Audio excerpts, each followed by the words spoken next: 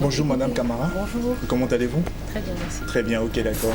Alors nous vous recevons aujourd'hui, bien sûr, au thème de cette journée de formation sur le marketing et la communication pour les services digitaux qui a lieu à Dakar notamment. Et nous voulons un peu savoir quelle est votre vision du marché de la finance digitale ou de l'inclusion financière au Sénégal en particulier. Écoutez, on note un grand boom du marché des services financiers au Sénégal. Et la preuve, c'est qu'aujourd'hui, en moins de 5 ans, on a vu qu'il y avait autant de propriétaires de comptes actifs de monnaie électronique que de propriétaires de comptes bancaires. Donc ça veut dire que ce sont des services qui ont répondu à un réel besoin des populations. Et aujourd'hui, les compagnies et les acteurs l'ont très bien compris et fleurissent à longueur à tout bout de champ pour pouvoir capter ce marché-là. Du coup, on voit les banques, les entreprises de microfinance, les opérateurs télécoms et également des entreprises hybrides qui créent tous les jours des produits et des services, je dirais, très innovants, faciles d'usage et qui donc viennent répondre aux aspirations de ces segments-là.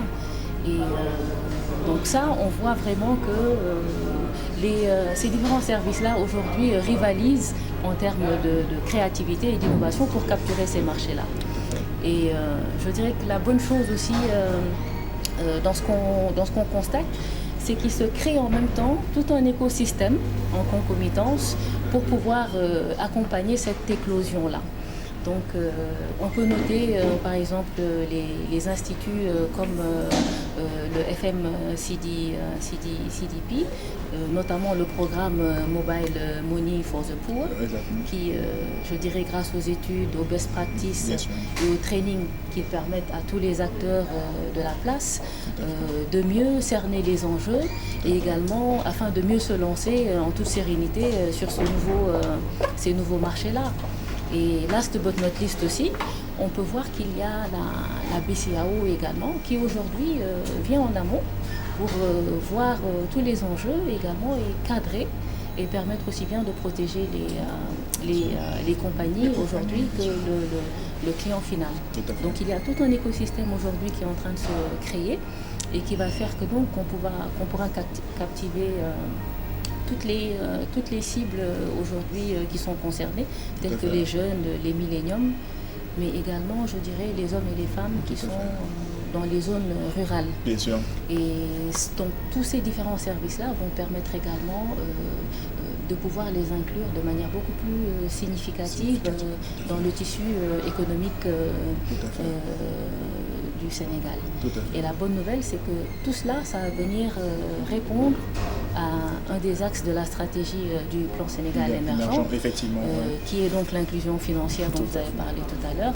Et donc, il va permettre donc de créer beaucoup plus de services et de produits au niveau sur le plan agricole, mais également plus d'emplois et aussi réduire, je dirais, les inégalités sociales. Tout à fait. Donc, il y a tout un bond qui va se faire aujourd'hui et qui va vraiment aider la transformation digitale du Sénégal grâce à l'émergence de ces produits et services. Tout à fait. Et nous, en tant qu'opérateur télécom, Expresso également compte prendre ses responsabilités et sa part sur ce marché-là, apporter des services innovants, simples d'usage, qui vont répondre à ces différents segments donc, de la population. Très bien. Alors, une autre question qui nous vient à l'esprit, c'est comment appréhendez-vous au fait ce challenge, notamment d'adoption des services financiers, d'accord, par cette couche-là, qui est, je vais dire, à la fois rurale, d'accord, qui est à la fois aussi juvénile.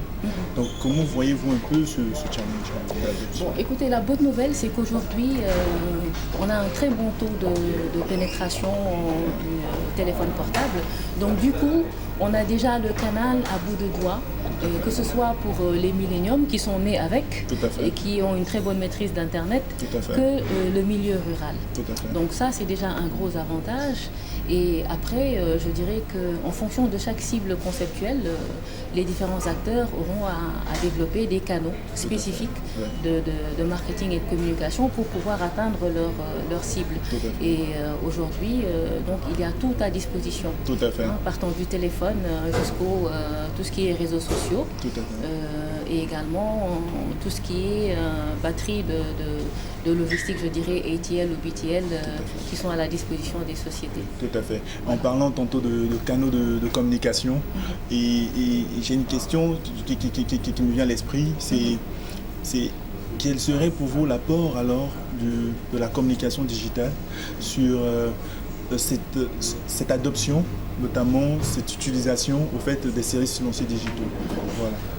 Alors, je pense que ça va être d'un gros apport et je vais vous dire aussi bien au niveau de la cible des jeunes qui aujourd'hui, comme je le disais, sont les millénials, ils sont nés avec Internet et donc ils maîtrisent très bien, qu'au niveau également des populations, je dirais, semi-urbaines et également rurales, dans la mesure où, grâce aux réseaux sociaux aussi, on peut injecter du contenu visuel, donc qui va beaucoup permettre aussi à aider sur le plan éducationnel et donc de permettre de voir et d'entendre donc des démonstrations en lieu et place de SMS et peut-être de texte. Tout à fait. Donc aujourd'hui, tout ce qui est communication digitale doit être un atout majeur, quelle que soit la cible à laquelle aujourd'hui on compte s'adresser. Et cela aussi va aider. C'est aujourd'hui donc l'acquisition de smartphones de plus en plus à bas prix. Et aussi donc l'extension des réseaux des différents opérateurs télécoms en vue de réduire la fracture numérique. Donc tout ça concourt actuellement, concomitamment, à mettre en place tout un écosystème qui va être, je dirais, favorable à l'éclosion des services financiers digitaux et donc à la transformation aussi digitale. Exactement. Et du coup, vous savez que le pilier de cette formation qu'a organisé Microsafe Helix est axé aussi sur le marketing et la communication. Effectivement. Vous qui avez participé à cette formation, quelle appréciation faites-vous de cette formation et peut-être quelles recommandations ferez-vous, bien sûr, aux futurs participants? Voilà. Alors, ce que j'ai aimé dans cette formation, c'est qu'elle est très pratique. Donc, il y a un bon équilibre entre la partie théorique et aussi la partie pratique. Et je dirais aussi qu'il y a un bon mixte des différents acteurs de l'écosystème. Donc, ce qui a pu enrichir les débats et nous permettre quasiment de nous mettre en situation de marché. Tout à fait. Et peut-être à échelle réduite. Tout à fait. Donc, ça a permis des échanges très intéressants et instructifs qui aujourd'hui sont de haute facture et peuvent être maintenant, je dirais, ramenés à l'échelle réelle afin qu'on puisse en profiter. Tout à fait. Voilà. Merci beaucoup Madame Camara et nous vous remercions et bonne suite dans vos activités. Merci à vous de même. Je vous en prie. Au revoir. À très bientôt.